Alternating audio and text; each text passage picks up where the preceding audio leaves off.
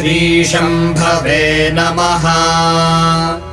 नमस्ते अस्तु भगवन् विश्वेश्वराय महादेवाय त्र्यम्बकाय त्रिपुरान्तकाय त्रिकाग्निकालाय कालाग्निरुद्राय नीलकण्ठाय मृत्युञ्जयाय सर्वेश्वराय सदाशिवाय शङ्कराय श्रीमन्महादेवाय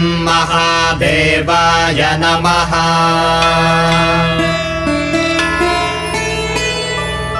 नमो हिरण्यबाहवे सेनान्ये दिशाञ्च पतये नमो नमो वृक्षेभ्यो हरिकेशेभ्यः पशूनां पतये नमो नमः सस्पिञ्जराय